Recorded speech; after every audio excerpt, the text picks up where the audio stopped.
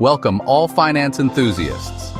The SIE or Securities Industry Essentials exam is an excellent way to begin your career in the financial investment sector. It encompasses the fundamentals of the industry and prepares you for more advanced examinations. Now let us continue preparing you to pass the Securities Industry Essentials or SIE exam. We will break this chapter into 3 videos: equities, classifications of stocks, and rights and warrants. Let us begin with an overview of equities.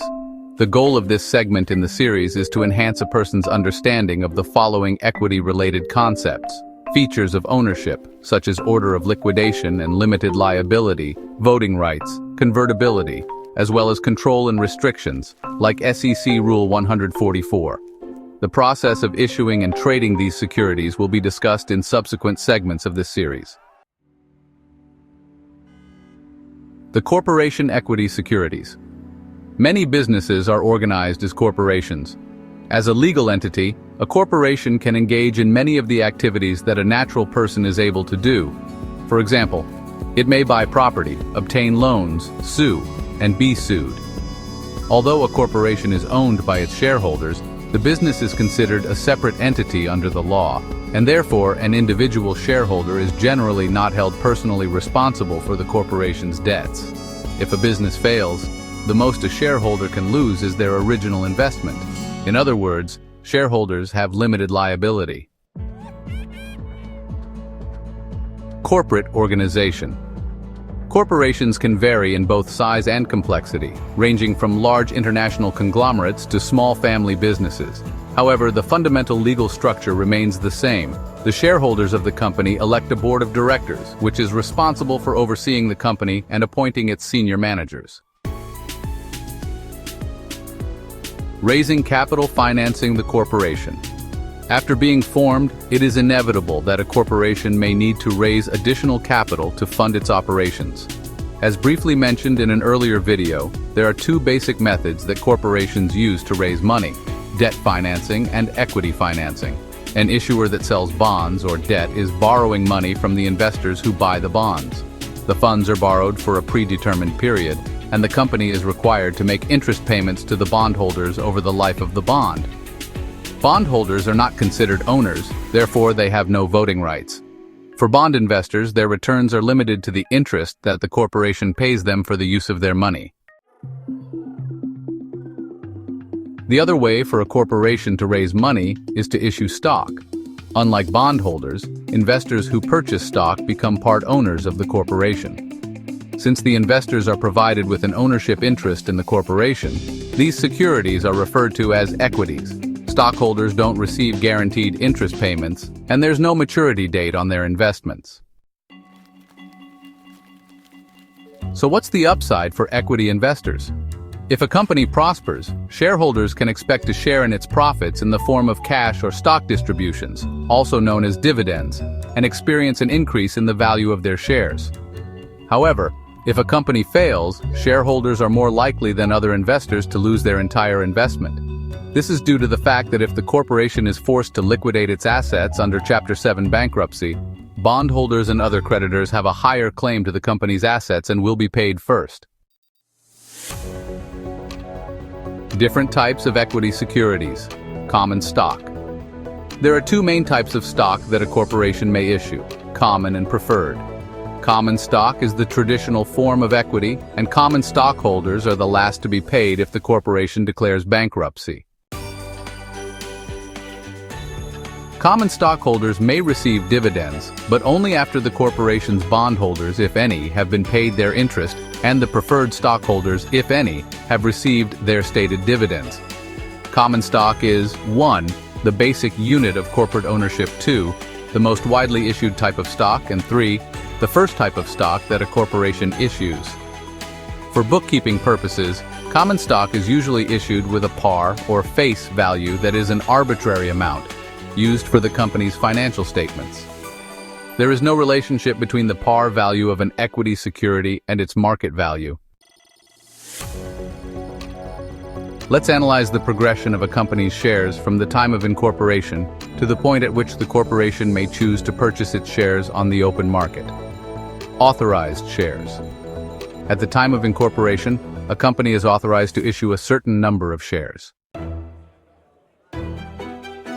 Once the original number of shares is set, it can only be changed by a majority vote of the stockholders and by revising the corporate charter, which are the documents that establish the corporation.